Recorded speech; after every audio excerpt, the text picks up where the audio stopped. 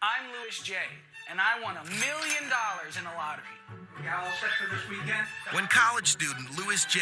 followed the family tradition of Boy Scouts, he had no idea the finance training would come in so handy. In the Boy Scouts, you have to there's like personal accounting merit badge, personal management merit badge, where they teach you how to manage money. But even the Scouts couldn't prepare Louis for becoming an overnight millionaire. This is the story everybody wants to hear. So it was my birthday. I went to a donut shop, got this large frozen drink, and it just slipped out of my hand. My mother had a saying from the old country that if something sweet fell on you on a special day, was a very good omen. My grandmother said, oh, well, if you spill something sweet on your birthday, you should go buy a lottery ticket. Louis bought a $20 Megabucks scratch-off. I matched 6 from my numbers into the winning numbers.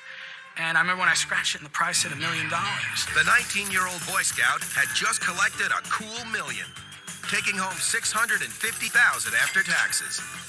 And then I literally just was in shock for at least 2 days after. I didn't want to have that "I told you so" in my voice, but I was very happy for him. He took it in stride and realized it is very, very nice, but he's still going to have to work. I used to write on the computer. If I ever won the money, I would give to this, to that, to charity. So when he did win the money, he just printed it out. In true Boy Scout spirit, the computer science student gave 10% of his winnings to charity and money to his family. The maximum allowed you can give as a gift is $12,000. So I gave that to each of my parents, my aunt and uncle, and my grandmother to help pay off some bills. But with his good deeds done, this Boy Scout has allowed himself a few extravagances. Right now, we're in New York, in Manhattan specifically, at World.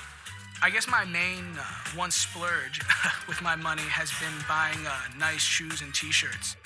So I buy like 3 pairs of shoes or like 4 or 5 t-shirts at a time.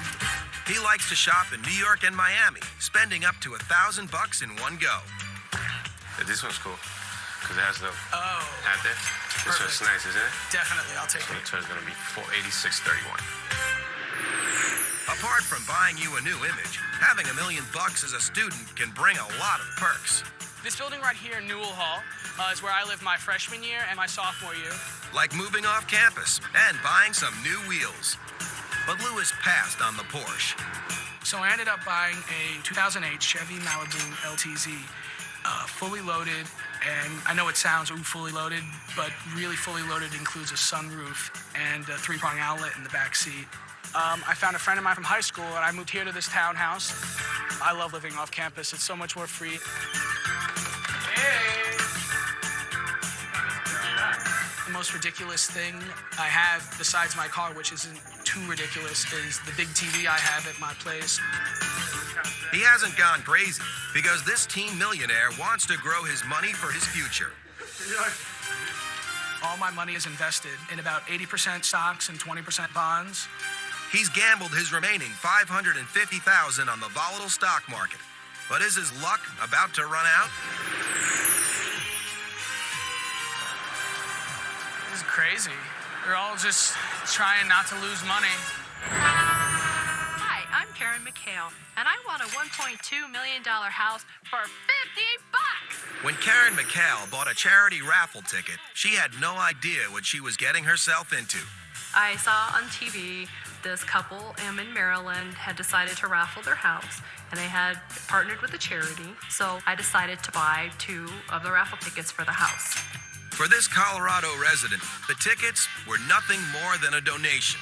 And I didn't win anything. I wasn't going to win. In fact, Karen forgot all about it until I answered the phone, and Tom said, this is Tom, and with the $50 house. And so I'm thinking, why are you calling me? Karen bought a couple tickets one day, and she forgot that she had purchased them. He said, well, we just did the drawing, and, you're the grand prize winner, and you won the house. Karen had won this $1.2 million luxury home in upscale Annapolis. I was just like, what am I going to do with a house in Maryland? I live in Colorado. I mean, I don't even know anybody in Maryland. The win was as big a shock to her husband, Ryan, as it was to her. I said, oh, we won the house. And the first thing I said was, It's got to be a scam. But it wasn't. The raffle was a clever sales idea by owners Tom and Diane Walters.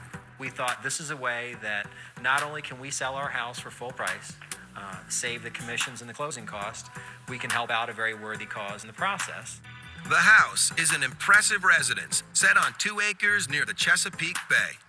But it didn't start out that way. We thought we would buy basically the smallest house in the neighborhood and make it our own and add on to it and, kind of customize it for ourselves. This is the original portion here, and this is what we fell in love with.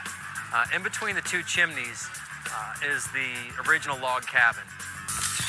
Shortly after they closed in 2004, Tom's real estate business boomed, and so did construction on the log cabin. We could just do just about whatever we wanted. We had this big empty canvas. The renovations cost over $650,000. 18 rooms, 6 bedrooms, 4.5 baths, 2 kitchens, and an unfinished basement. Valued at almost $1.5 million at its peak, the Walters finally had their dream home. But it cost a fortune to run. Then the housing bubble burst, and Tom's real estate business slowed. The combination of a larger job than we had initially intended, coupled with additional monies that we put into it, along with my income dropping a little bit, made it necessary for us to downgrade. Rather than taking a loss in a falling market, Tom came up with a brilliant idea to raffle the house at $50 a ticket. Sounds very easy to just raffle off your house. It's not. It's difficult, but, we had to have a charity involved. That charity was a local group called We Care and Friends.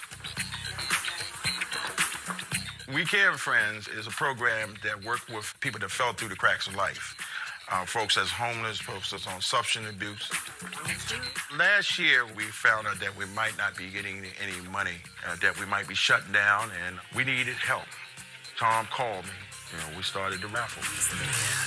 Now Tom had to get the word out about the $50 house. He created a do-it-yourself media blitz. Radio, TV, print, Facebook, roadside signs. Within days, the media latched on to the story.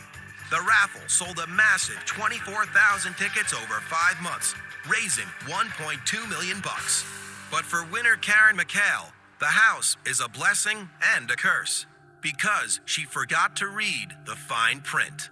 So I actually have to pay like 40% in taxes on that $1.2 million to keep the house. Coming up, find out why this lottery winner